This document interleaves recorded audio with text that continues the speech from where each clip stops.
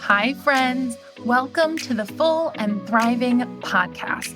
I'm your host, Meg McCabe, and if you're here, it means you're ready for some aha moments that will inspire you to create a more vibrant, authentic life that's full of joyful moments, deeper connections, inner peace, and courageous action towards your dreams.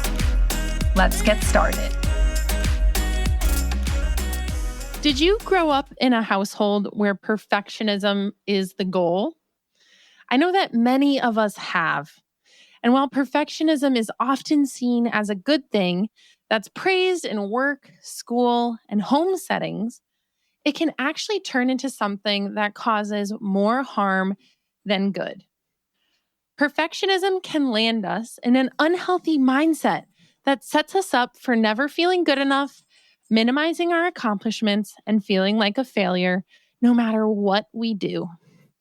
In this episode, I sit down with Sabrina Magnan, an intuitive eating and food freedom coach who shares with us her journey of perfectionism, orthorexia, and how living in the gray has transformed her life. In this episode, you'll learn how you can embrace your own perfections so that you can live a more relaxed, fulfilling, and intentional life. Stay tuned. Hello, Sabrina. How are you today? I am so good and excited to be talking to you about this topic that is very relevant to probably a lot of your listeners. Oh my gosh. Well, I'm so excited to be talking to you too. First of all, because you're a fellow podcaster. And second of all, this is a fabulous topic. And for those of you just joining us, we are going to dive into a conversation about perfectionism and living in the gray as it relates to life and maybe even a little bit of recovery. And before we do that, Sabrina, I'd love to hear a little bit about your personal and professional background. Yeah, absolutely. So I'm going to try to make this a long story short, but this is also going to help you and your listeners understand why perfectionism was something that was a struggle for me for the majority of my life. And so my story kind of started when I was about 8 years old and I became a high-level synchronized swimmer. And that is a sport that is highly focused on perfection and thinness and the way that your body looks. And you can make the parallel with ballet. It's very similar in that sense. And so I had these very ingrained beliefs around what was a quote unquote good body. And also on top of that, I come from a family of overachievers. So I'm the youngest of 5 kids, and everyone in my family is really good at sports, really good in school. My dad is like this genius. And so it almost felt like in order to be seen and in order to get my parents' attention, like I needed to achieve. I needed to get good grades. I needed to be good at my sport. I needed this sense of perfection, even though no one told me that. It just got ingrained in me. And then when I retired from the sport at 16 years old, I was so terrified of gaining weight because the past 8 years, I lived in a world where it's always about your body and the way that you look and having a thigh gap and having a 6-pack. And so my worth was really tied up into how I looked. And so I started doing what anyone else would do. I started going on the internet and seeing what should I cut out and what should I do in order to maintain or to lose weight.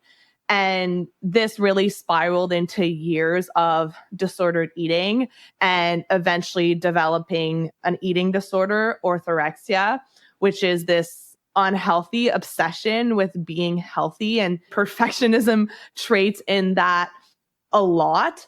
And long story short, after 6-7 years of binge eating, hating my body, a lot of anxiety and stress around food and around exercise and the way that I look and losing my social life and just like really becoming super unhealthy, not just physically, but emotionally and mentally. I really hit this rock bottom where I started thinking about the life that I wanted to live in my future.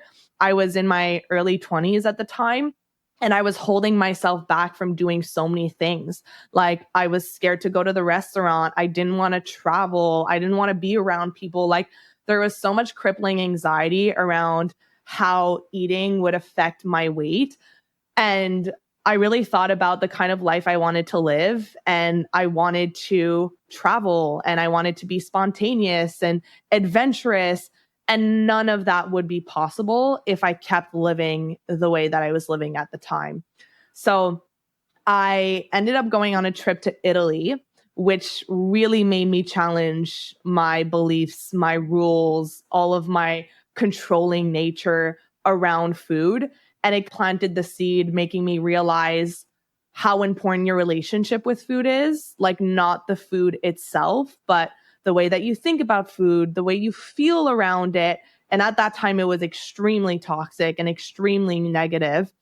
So I came back from that trip and I really started getting obsessed with learning everything there is to know about your relationship with food and intuitive eating and the psychology of behavior change. And this has been happening for years now.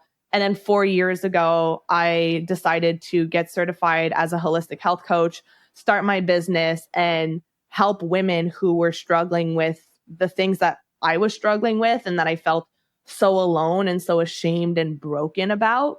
And so that's what I've been doing for the past 4 years. And I absolutely love it, as I'm sure, Meg, that you can relate to as well. Wow. So first of all, I was a swimmer too, not a synchronized swimmer, but I love hearing that is part of your journey and part of your story. My eating disorder was tied up into swimming a bit as well, but I do find it very interesting, that evolution. I feel like when I think about perfectionism, orthorexia comes up right away. Mm-hmm. Could you explain how that link between orthorexia and perfectionism showed up for you? Yeah, absolutely. So it got to a point, right? There were years of my pattern was I would eat clean all week and then I would binge either at night or on the weekends. And then what really triggered the orthorexia, which is funny now that I look at it, is getting my Fitbit. Because when I got my Fitbit, now I'm a very numbers analytical girl. And so now I could calculate everything. I could calculate how many calories I was burning a day or the estimate. I could count how many steps I was taking every day, my heart rate, right? All of those numbers. Plus, combined with my Fitness Pal, I was able to track every single calorie that I was eating. So at that point, it became almost like a competition of how, quote unquote, healthy can I get? And my mindset really was more exercise is always better, more healthy, more restriction, more rules, less, quote unquote, junk food. So it really was about how perfect can I be around exercise, around food. And it really became my identity. Like I saw myself as the healthy friend, the disciplined girl. And no one, I know looking back on it, no one like loved me because I was disciplined. No one was like, oh, Sabrina's so awesome to have around because she works out every day. But it really felt like part of my personality, like the girl who's at the gym every morning at 6 a.m., who only eats the salads. But then I would go home and obviously I would binge because I tried to have this healthy persona and that's not sustainable. So it really was this like go all in, go to the extremes without any like concern with how it was affecting my mental health, any concerns about long-term implications or sustainability. So that's really how the orthorexia, which is this like unhealthy obsession with what goes into your food and your portions and like the cleanness of your food, it was all about how perfect can I be instead of how sustainable, how balanced, and like how can I live a life that is truly, genuinely, holistically healthy. Yeah. One thing you kind of experience, which I've never really thought of it this way, is perfectionism is often competition against yourself, right? You're like, how can I do better, be better?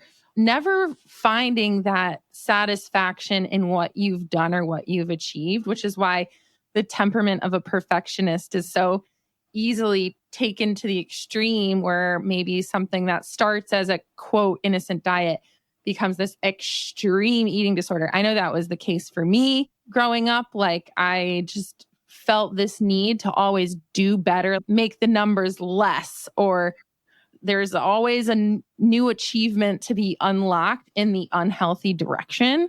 Have you read the book, The Gap and the Gain? No, I have not. Okay, so what you're talking about really makes me think of this concept, which is I'm a very visual person. So let's say that you start at the starting line and you have a goal, and that's the goal line that's a little bit far away.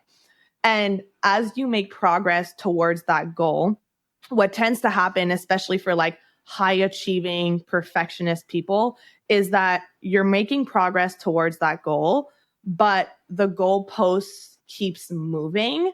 And not only does it keep moving, making your standards and your goals unrealistic and literally unachievable, but you're also really hurting yourself, because instead of looking at how much progress you've done, like the gain between the starting line and where you are right now, you're looking at the gap between where you are right now and where your goal is. And because your goal just keeps moving, there's always more to do. There's more perfection to achieve. You constantly feel like you're not enough because you're so far away from where you want to be. Oh my gosh. I love that. I haven't heard it articulated in that way. I'm definitely going to check out that book. But as a person who's lived with perfectionism in the past and sometimes now, I can totally relate to not acknowledging all of the accomplishments I've made, minimizing those. I see that in my clients all the time with recovery. They get really far in recovery, but it's never enough, right? And if we look at where they were 6 months ago, it's like a light year away from where they started, but the acknowledgement isn't there because they're always looking at like the mountain ahead. Yeah. And it's really a recipe for pain and for suffering, because it's so interesting. We think that if we look at how far we have left to go, if we like put all this pressure on ourselves and we keep raising the bar, we think that it's going to make us go faster, and we think that it's going to be like beneficial. But most of the time, all it does is it slows us down, because we're focusing on the things that we're not doing right and the things that we're missing or that we're not good enough on. And whatever you focus on, you get more of. So if you're focusing on your failures and you're focusing on your mistakes, you best believe you are going to keep seeing your failures and your mistakes. And until you change the wiring in your brain and you change the way that you perceive yourself, your goals, your achievements, you will constantly feel like you're not enough. Absolutely. Yeah. It's like you want to focus on the good sometimes. We can't just keep minimizing our achievements. But I think where it gets nuanced is that this perfectionism, it has like a dark side. Like perfectionism has a light side, right? Which is you can achieve the things. If you have a healthy mindset and you're doing things while taking care of yourself and acknowledging your needs, you can achieve a lot. But then there's that dark side, which you fell into, of I'm a perfectionist who's not even taking into consideration my own well-being and mental health. So what was it like for you to have this identity that was totally tied up with perfectionism and being this like elite health person? How is that? Well, what's interesting is that this kind of mindset I had to work through as I was going through recovery and learning to live in the gray and learning to take rest days from exercise. But then it started showing up in my work, where there's this constant fear of failure and this avoidance of self-judgment. And that's really where the negative perfectionism comes in, is that it's not about striving for achievement and coming from this positive intention, but it's coming from this negative place where if you don't achieve it, then your self-esteem suffers and the way that you feel about yourself suffers.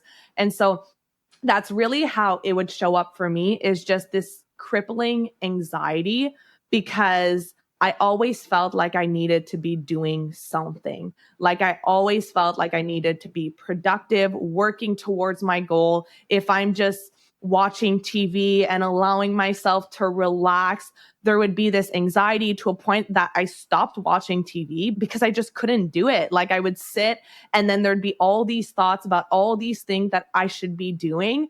And you can probably relate to this, Meg, which is like this constant voice of shoulds in your mind. I should be doing something. I should be doing something differently. So for me, it was just this constant feeling of being on a hamster wheel where you are always behind and you're never doing enough and there's always more to do. And it was only when I gave myself unconditional permission to be accepting of my present reality and be compassionate into where I am today. And also knowing that there are still goals that I want to achieve. There's still so much that I want to do. And I'm never going to be one who's going to not be ambitious and not have all these big goals. But there's no point in having these big goals if it's at the expense of my mental health and my self-esteem and how I feel about myself. Like that's literally contradicting what the point of these goals are, which is to feel this good feeling sense about myself and my life. I think that's great. So what I'm hearing almost is that you learn almost to live with an and reality. Like I have all of these dreams and ambitions. I am an ambitious person, period. And I'm going to remain present with myself and honor myself. Even if there is that gap that I see, I'm not going to be putting my mental health behind its proper place in life. So I love that. That's kind of an interesting articulation of the gray, right? This concept of living in the gray, which I'd love for you to share more about. But I think it's a good place to start of finding those and statements, right? Being able to accept I am ambitious. I do have high expectations for myself and I honor myself. Yes, absolutely. And one of the things I always tell my clients is that self-acceptance and self-improvement are not mutually exclusive. And so a lot of people are afraid that, especially if we're talking recovery and body image healing, I'm afraid that if I accept my body and I accept where I am right now, that I'm never going to want to change and I'm never going to want to improve myself. And what's funny is that the opposite happens, because one of the biggest pieces of work that I do with my clients is helping them learn how to love themselves. And it's not this sexy thing, like lose 30 pounds in a month.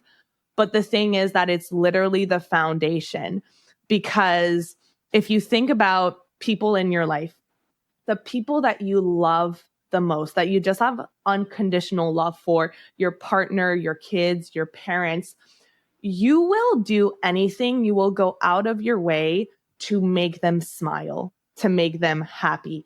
And it makes you happy to do it because you love them. So you care for them naturally.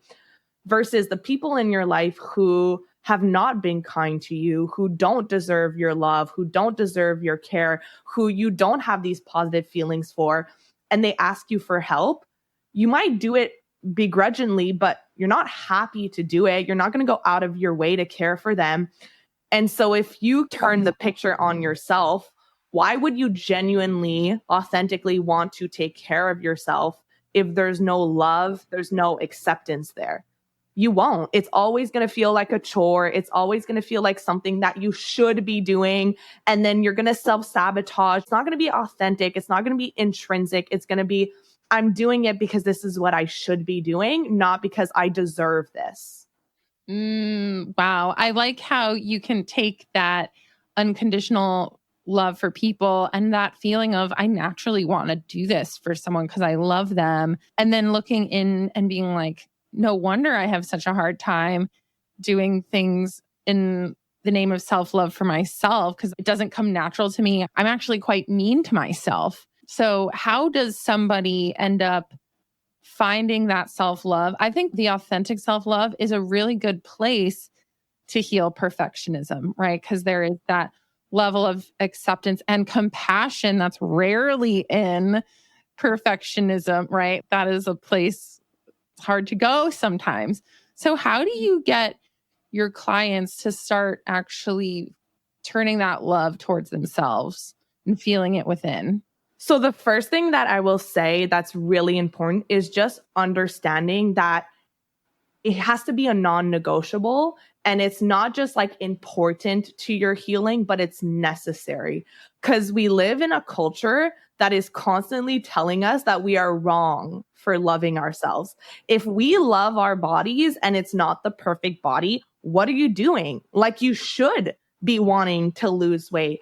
I actually saw this reel on Instagram a couple of weeks ago, and it was someone who posted a video who was saying, this is what it looks like to live with authentic self-love. And she was explaining like what she feels and what she thinks about herself on a daily basis. And it was just like this very healthy relationship with herself. And the comments had me laughing because people were like, is this real? Do people actually live this way? And it has become abnormal. Like, you're an outlier if you live in a space where you actually love yourself and you have a healthy relationship with yourself. So when you can understand that, that's where it has to start, because when you actually have a healthy relationship with yourself, everything around you is going to benefit. So when you're constantly thinking about how can I be there for my kids? How can I bend over backwards for my kids or my husband or the people around me in my job?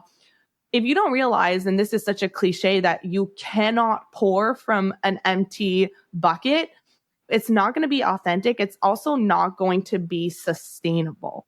And you're not going to show up as the best version of yourself.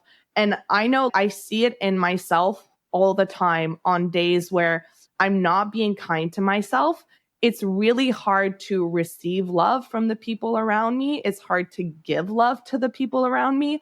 So the first thing is really give yourself permission to work on this. Give yourself permission to actually start loving yourself regardless of what you've done in your past, regardless of what you're living with right now, or all of the failures that you think that you have, because focusing on that is actually not helping you.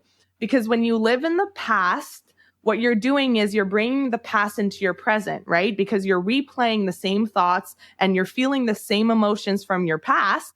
And so every day, I think science shows that like 80 to 85% of your thoughts are the same as yesterday. And so if you're not intentional about changing the thoughts that you have today, well, what's going to happen is tomorrow, you're going to be the same person as you were today, which is the same person as you were yesterday.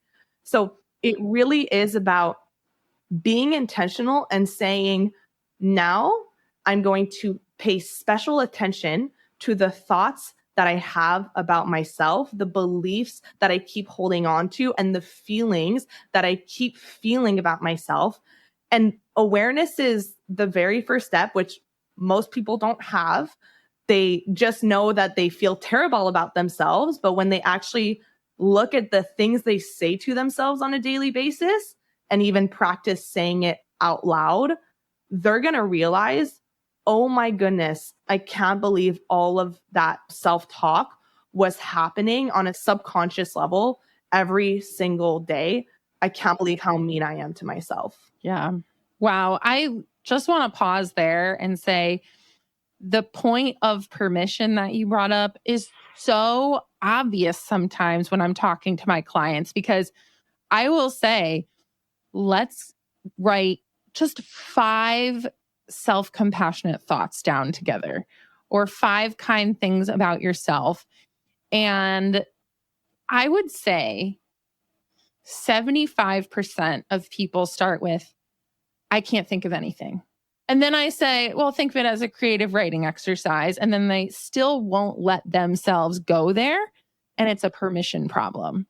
So then we go into, so why is it hard to give yourself permission to say something kind about yourself or speak with compassion? And that's where you really get into the mental healing component and like digging into that a little bit more. But permission is totally key, because if you're someone who's saying, oh, I have no idea how to do that, maybe it's because you're not allowing yourself to go there. Yeah. I love that you do that exercise with your clients. I've had that exact same response. Sometimes I'll give them a homework, which is every day, just write 3 things that have nothing to do with your body that you appreciate about yourself. And 3 things for 7 days, that is a lot for them to even think about. And there's an exercise which your listeners could do, which I actually gave to my clients last week. And I did this with myself a few months ago, which made me realize the power of this. I do a lot of my writing and my journaling by the water. It just like strikes something inside of me. And I thought, what if I were to write a love letter to myself, but from the perspective of my boyfriend? He is someone who loves me so unconditionally, and he sees things in myself that I don't always see. So I thought, what if I were to write this as if my boyfriend was describing me? And what's interesting is there were so many things that came up that I wouldn't have been able to come up with if I was writing it from my own perspective, because I'm so overly critical and it's something that I'm working on. But there is that hesitation of, oh my God, am I conceited? Is it cocky to be writing all of this? But so when you do it from the point of view of someone who loves you so much unconditionally, who will brag about you until they can't anymore, it could be your husband, it could be your kids, it could be your sister or your mom, or there is someone in your life who admires you. Write a letter about yourself from that person's perspective. It's going to be a real eye-opener for you. Wow. Yeah, that's such a great exercise. I'm going to do that myself, see how it goes. You should. Please do it. Let me know how it goes. Yes. Oh my gosh, so fun. And of course, I'm always thinking of the people who are still saying, well, I can't access that. I can't access that. And again, we need to be intentional here, which was your other point, which is in order to heal, we need to be intentional about changing the thoughts we have about ourselves. And I've heard on average, we think about 60,000 thoughts a day, which is a lot. A lot of those are repetitive. So you are so right in saying you can't just wake up one day and have all of these brand new thoughts ingrained. You really have to bring in the intention and say, even though it doesn't feel accessible to me right now, I will work on it and I will make it accessible. This is not impossible. Yeah. So I think you've just brought up some amazing points. I am curious about the concept of living in the gray and how that relates to perfectionism in life and in recovery. So I'd love for you to kind of add your thoughts on that.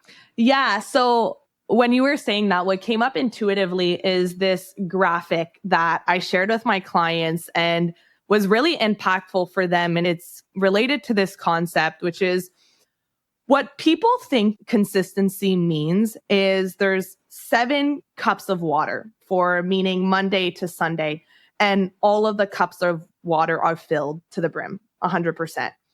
And actually what consistency means is one day it might be at 60%. And then this next day it's at 30%. And then the next day is at 50%. And consistency means just showing up for yourself every day and doing the best that you can with the resources that you have. And so when it comes to living in the gray, I'll use the example of exercise because this is something that I've done a lot of healing on. I used to be the half marathon runner. I used to work out 2 hours a day, 7 days a week. I bragged about how I never took rest days. And it was coming from a place not of like, I love working out, but anxiety and perfectionism. And what does it mean for me to take a day where I'm not working out? What does it mean about my discipline and my identity? So now I live in a place where I have the new identity of I am someone who moves my body every day. And that really lowers the bar because that can mean I stretch. It could mean I go for a 10-minute walk. I do a workout because I feel like it. I'll do something I enjoy, like swim or dance. But I am someone who moves my body every day. So that on those days where I'm like this morning, full of energy, I'm going to go do a boxing class. But tomorrow, chances are I'm going to feel pretty tired from today's class. And so showing up and living in the gray means that it's okay to do a 5-minute walk. It's okay to not always be at 100% because it's not a sprint. You cannot sprint forever. And no matter what, whether it's with food where you are trying to be perfect every day and then you end up binging after a few days or a few weeks, or it's with exercise where you go to the gym for 2 weeks straight and then you can't walk and you're exhausted, or it's with work where you try to overwork and not take any breaks, you will burn out at one point or another. And so it's deciding, do I want to keep living my life on this roller coaster where I'm constantly either on or I'm off? Or do I want to live my life in a balance where I'm showing up every day, I'm doing the best with the resources that I have, and I'm giving myself compassion on those days where, you know what, today is not 100%. Today might be like a 30% type of day, but that's okay because tomorrow might be 70. And if it's not, then the day after that might be 70. But the goal is not 100% every single day. That's literally impossible. You're setting yourself up for failure. Yes. Oh, so powerful. I think that imagery of the cups with water as well, it's really true. Showing up for yourself is not, I don't know, I'm just imagining drinking that full glass every single day. It's recognizing some days you might not get to the whole thing, or obviously this is all, I would love for everyone to drink water every day, but that's not the point. As far as what everything you were saying, as far as that goes, the word that comes to my mind is flexibility. Like learning to live in the gray is recognizing that you can show up for yourself consistently, but allow yourself to be flexible in how you do that. So for you, someone who moves your body every day, that's going to look like, I don't know, 20-minute yoga video on YouTube versus a boxing class. There's a lot of flexibility within there. And I think that's so important to think about when it comes to perfectionism, living in the gray, and recognizing that 10 out of 10 intensity is just not sustainable. Absolutely. And one of the biggest things that helped me get into that gray and into that flexible mode is realizing that, let's say, moving my body, it's not about this goal anymore, right? Like this goal of looking a certain way, but it's about becoming the kind of person that takes care of herself in a way that is going to be long-term. Same for food. It's what kind of person do you want to become, not just 3 months from now, but 50 years from now. I am someone who is very lucky. My dad is a very big long-term thinker, right? So he's an accountant. And at a very early age, I learned about compound interest. And the earlier you can start, the better off you're going to be years from now. And he's always had the mentality of, I want to move my body. I want to keep myself healthy so that when I'm 70 or 80 years old, I can still be around for my grandchildren. And that mindset got ingrained in my mind of, it's really not about now, but it's about 50 years from now, and starting with the end in mind and then working backwards to how is that going to look like for me on a daily basis. And it's so true because you can't really have that sustainable long-term health if you're constantly running yourself to the ground. And that's what I see in my clients all the time. There is this conversation of short-term gratification versus big picture, long-term vision that comes up a lot. And so even though it's really hard, as someone who maybe exercises 10 out of 10 intensity every day, it's really hard in the immediate future to sit with that discomfort. But if we're looking at how to become the person who is balanced and recovered and healed, we want you to embrace those rest days and we want you to embrace that flexibility. And I love that you brought that up, Meg, the short-term gratification versus long-term big picture, because it's true that it's so much easier to think about the short term. And one of the things that I always teach my clients is, how can we create a short-term gratification with long-term goals? For example, when it comes to moving your body, a lot of people, especially if you have a history of yo-yo dieting and body image issues, you associate exercise with losing weight. And so it's really hard for you to want to stay consistent with exercise, because if you're doing your workout and then you're not seeing the weight loss the next day, then there's this idea of what's the point of even doing this? And so when you can create short-term gratification for yourself, in the sense of, for me, when I'm thinking about what do I want to do this morning, what's going to make me feel good, I really ask myself, how am I going to feel afterwards?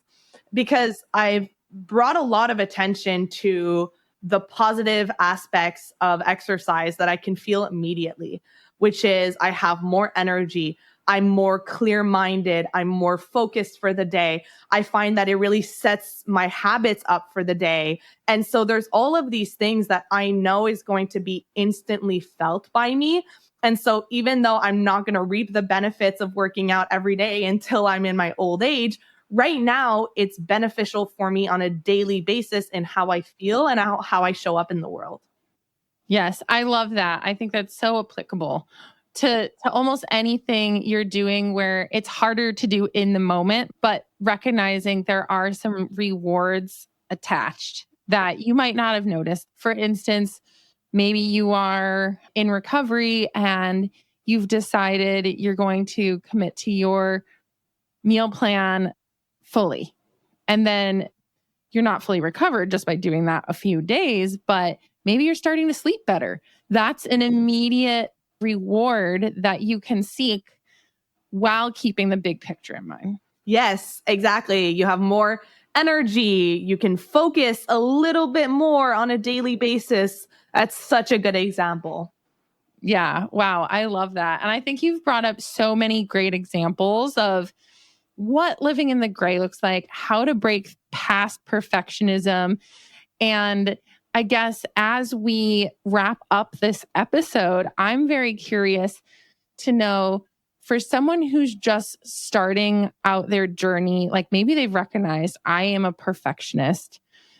Help. What would you say is the starting point for someone who wants to become more balanced? So I would say the first thing is start noticing when that all or nothing mentality starts to creep in.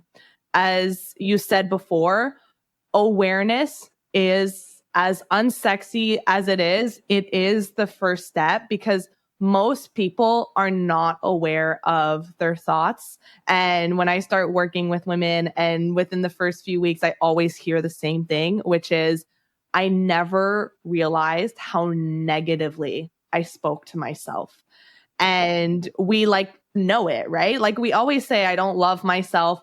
But if you really listen to the voice in your head and the things that it's saying to you, that's going to be the first step. And it can look like journaling on it at the end of the day, right? Okay, if you're not feeling good about yourself, if you're feeling a lot of judgment, write down some of the reasons why. Like, what are the things that are happening internally? And it could be, I didn't do this today. I wasn't good at this. I failed at this.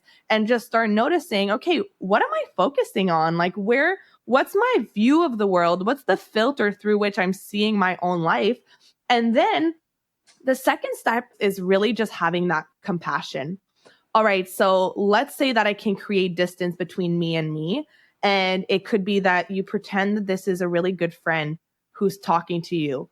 What would you say to that person in order to make them feel slightly better? And I like the idea of, what is a slightly better thought? and it needs to feel true to you, right? So I love affirmations. I think that they're really useful, but I think what people get wrong about affirmations is they'll say things that they don't actually believe that don't feel true to them. So it's almost like you're gaslighting yourself and then you feel bad because you don't believe it. So what I always say is it's kind of like a shirt that you try on and see if it fits or not. And so it could be all of these different reframes that you try. So let's say one of the examples is, I didn't get enough done today. So you had all these things on your to-do list. I didn't get enough done today. I was so lazy and so unproductive. What's wrong with me? All right, let's try something a little bit compassionate. Look at all of the things that I did get done, right? Like there are some things that I didn't get done, but let's look at the things that I did get done. And are there maybe some things that I'm disregarding about the reasons why I couldn't, right? Maybe something happened, an unexpected event or phone call, which got in the way of your day, your kid was sick, whatever it is. And so how can we start changing the perspective on events and looking at it from a place of, okay, if this was someone that I really loved, how would I be looking at that situation? Yeah. Yeah. I think that's great. I feel the same exact way about affirmations, where sometimes I will write affirmations that are just on the way towards the goal thought, like not quite the thought that's not believable, but that gray zone thought almost like, like I'm instead of I love my body, which is like the PhD thought of body image. It's like I'm working towards body acceptance. Maybe that's way more tangible.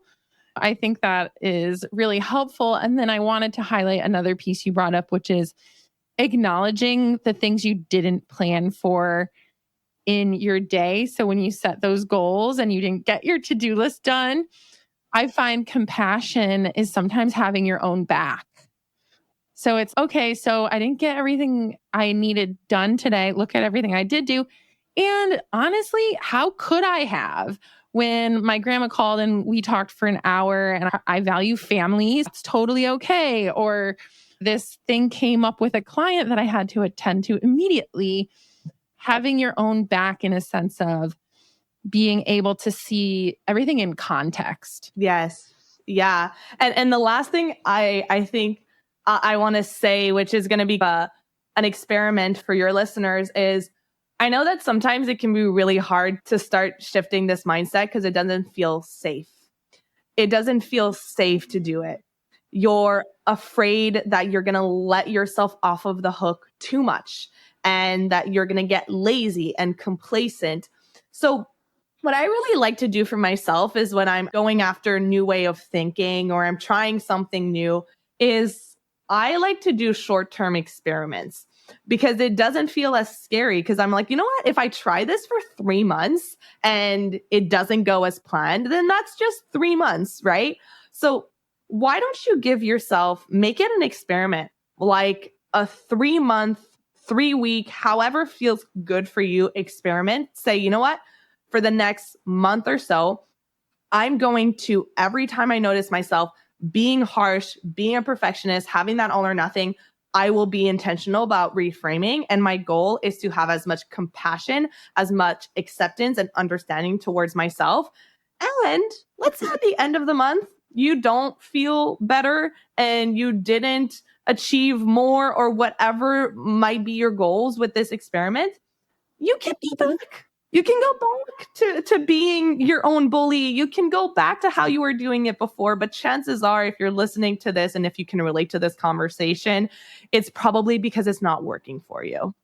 Yeah, that is such a solid piece of advice to create that sense of safety. Like you can always run back to the old patterns. Mm-hmm. And just by telling yourself that, it makes it easier to let go. Yeah. You're like, oh, I have this commitment. I can look back at it. And yeah, you're 10 out of 10. Well, I don't know. That's a fact I'm just throwing out there. But most of the time, if you have shown up for yourself in a compassionate way and you are practicing the things that Sabrina, you've shared, after that month, you're probably going to feel the difference if you're consistent enough.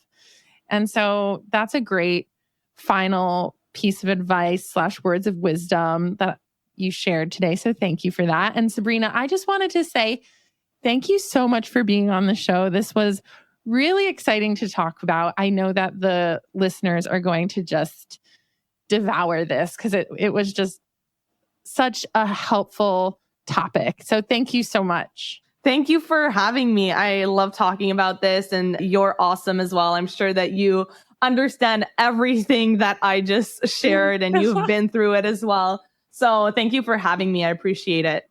You're very welcome. All right, that concludes this week's episode of the Full and Thriving podcast. Thank you so much for taking the time to listen to this episode of the show. When you have a moment, please head on over to Instagram and follow my recovery coaching account at Meg_McCabe to stay up to date on everything I'm doing in recovery land. And if you're feeling extra inspired, please send me a direct message to let me know how this podcast has impacted your life. I'd love to hear your feedback. Thanks again for listening, and I'll see you next week.